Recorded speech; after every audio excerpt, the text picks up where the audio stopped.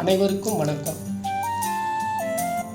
கில்லி மாப்பிள்ளை படத்தினுடைய ப்ரமோஷன் அந்த நிகழ்ச்சிக்காக உங்களை மீண்டும் நான் சந்திக்கிறதுல ரொம்ப சந்தோஷப்படுறேன். இன்றைக்கி கில்லி மாப்பிள்ளை படத்தோட ஹீரோ கதாபாத்திரத்தை பற்றி ஒரு சின்ன அறிமுகம். மான மரியாதையெல்லாம் மற்றவங்க நம்மளை பார்க்குற பார்வையில் தான் இருக்குது. அதை தாண்டி மனசுன்னு ஒன்று இருக்குது. அந்த மனசுக்குள்ளே சந்தோஷம்னு ஒன்று இருக்குது. அதை சாகடிச்சிட்டு நாம் எதை சாதிக்க போகிறோம்? இப்படி ஒரு கேள்வியை கேட்குற கதாபாத்திரம் தான் கில்லி மாப்பிள்ளை படத்தினுடைய கதாநாயகன் கதாபாத்திரம். அப்பா பேச்சை மீறாத பிள்ளை, வீரம், காதல், தியாகம், பாசம், வெகுளித்தனம் இதெல்லாம் கலந்த ஒரு கலவையான கதாபாத்திரம். நடிக்கிற முதல் படத்தில் இத்தனை பாவங்களையும் வெளிப்படுத்தி நடிக்கிறது ஒரு வியப்பான விஷயம். இத்தனையும் வெளிப்படுத்தி எனக்கு வியப்பை ஏற்படுத்தி இருக்கிறார் இந்த படத்தினுடைய கதாநாயகன் என் கார்த்திக். என் கார்த்திகை பற்றி நான் சொல்லணுன்னா, கார்த்திக் பட்டாசு, மாமன்னன் போன்ற பெரிய பெரிய படங்களில் ஒரு சின்ன சின்ன கேரக்டரில் நடிச்சிருக்கார். ஆனால் மிகப்பெரிய உச்ச நட்சத்திரங்களுக்கு நிழல் பாத்திரமாக அவர் நடிச்சிருக்காரு. டூப் நடிகராக நடிச்சிருக்கார். ஃபைட்டர், முதல் முறையாக ஒரு ஃபைட்டர் யூனியனில் இருந்து ஒரு ஃபைட்டர் இங்கே ஹீரோவாக வெளியே வர்றார்.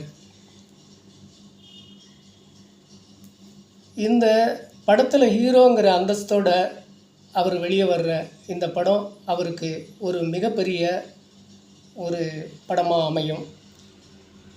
அவருடைய திறமை மிகு நடிகராக இதில் நான் அறிமுகப்படுத்துறதில் ரொம்ப பெருமைப்படுறேன். இந்த படத்தினுடைய ப்ரொடியூசர் திரு வெங்கடாஜலம் அவர்கள் அனுமன் பிக்சர்ஸ் சார்பாக இந்த கில்லி மாப்பிள்ளை படத்தை எடுக்கிறாரு. இதில் இவரை நாங்கள் ஹீரோவாக செலக்ட் பண்ணதே ஒரு வித்தியாசமான ஒரு விஷயம். எப்படின்னா, நிறைய ஹீரோக்களை நாங்கள் பார்த்துட்டே இருந்தோம். நாளை கழித்து நாங்கள் ஷூட் போகிறோம். இன்னைக்கு பூஜை சேலத்தில் சென்றாய பெருமாளுங்கிற ஒரு கோவில், அதனுடைய அடிவாரத்தில் ஒரு மிகப்பெரிய ஆஞ்சநேயருடைய சிலை, அது கீழே மங்கள்நாதன் குருக்கள் சென்னையிலேருந்து பூஜை போடுறாரு. ஆரம்பமாயிடுச்சு பூஜை. ஆரம்பமாயிட்டிருக்கும்போது அவர் பூசை போட்டுட்ருக்கும்போது எங்களை கூப்பிட்றாரு. சார் வாங்க, ப்ரொடியூசர் வாங்க, டேரக்டர் வாங்க அப்படின்னு கூப்பிட்டுட்ருக்காரு அந்த ஐயர். ஆனால் ஹீரோ செலக்ட் ஆகலை. எங்களுக்கு வாட்ஸ்அப்பில் ஃபோட்டோஸ் வந்துகிட்டே இருக்குது. இந்த பையன் நல்லா இருப்பான், அந்த பையன் நல்லா இருப்பான், இதை பாருங்கள், அதை பாருங்கன்னு சொல்லிட்டு வந்துகிட்டே இருந்தது. அந்த கோயில் பிரகாரத்தில் நின்றுட்டு என்ன பண்ணுறதுன்னு தெரில, யார் செலக்ட் பண்ணுறதுன்னு தெரில. ஆனால் நம்ம படத்துக்கு ஒரு நல்ல ஒரு வீரியமிக்க ஒரு ஹீரோவாக நமக்கு தேவைப்படுறாரு. நடிப்பு திறமையும் இருக்கணும், சம்டைம் அதை அவர் ஒரு நல்ல ஃபைட்டராகவும் இருக்கணும். ஏன்னா இது ஒரு கான்ஸ்டபிள் கதாபாத்திரம். கான்ஸ்டபிளாக இருக்க மாட்டான், கமிஷனர் ரேஞ்சில் இருப்பான். அப்படிங்கிறதுனால அதை நாங்கள் ரொம்ப குழப்பத்தோடு இருந்தோம். பூஜை ஆரம்பிக்கிற ஒரு நிமிஷத்தில், ஒரு அரை நிமிஷத்துக்குள்ளேயே இந்த ஃபோட்டோ எங்களுக்கு வந்தது. ஒரு சின்ன கிளிப் வந்தது, வீடியோ. அதை பார்த்த உடனே எனக்கு ரொம்ப என்னுடைய படத்தில் நான் வச்சுருக்கிற அந்த சீன் மாதிரியே, அந்த ஒரு ஃபைட்டினுடைய அந்த சீக்வன்ஸ் மாதிரியே அந்த ஒரு கிளிப்பு இருந்ததுனால உடனே எனக்கு தோணி ப்ரொடியூசரை கூப்பிட்டு, சார் இதை பாருங்கள், இந்த பையனை பாருங்கள், அப்படின்னு சொன்ன உடனே அவர் பார்த்த உடனே ஓகே சொன்னார். சார் இவன் தான் சார் நம்ம ஹீரோ.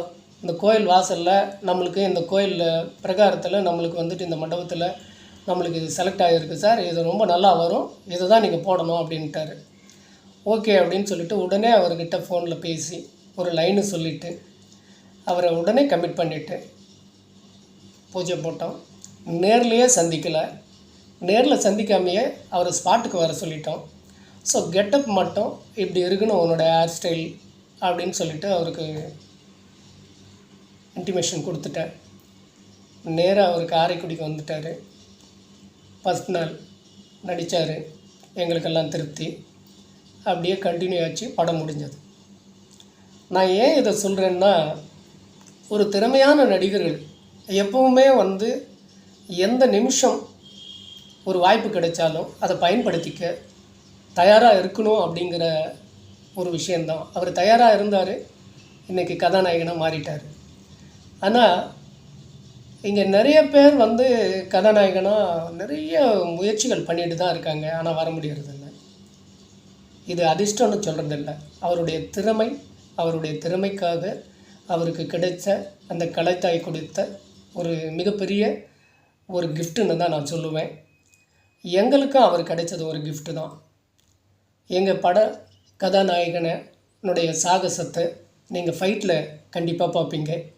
அவருடைய அழகியலை நான் எடுத்திருக்கிற பாடல்களில் நீங்கள் கண்டிப்பாக பார்ப்பீங்க. அவருடைய அருமையான நவரசம் கலந்த நடிப்பை திரையில் நீங்கள் ஒவ்வொரு காட்சிகளையும் பார்த்து ரசிப்பீங்க. விரைவில் இந்த கில்லி மாப்பிள்ளை திரைப்படம் திரைக்கு வரும். நீங்கள் எல்லாரும் திரைக்கு வந்து இந்த படத்தை பாருங்கள். உங்களுக்கு ஒரு மிகப்பெரிய ஒரு சந்தோஷத்தையும் மகிழ்ச்சியையும் கொடுக்கக்கூடிய ஒரு நல்ல கருத்தையும் கொடுக்கக்கூடிய ஒரு நல்ல படமாக இதை நான் உங்களுக்கு ப்ரெசென்ட் பண்ணுறேன். நன்றி, வணக்கம்.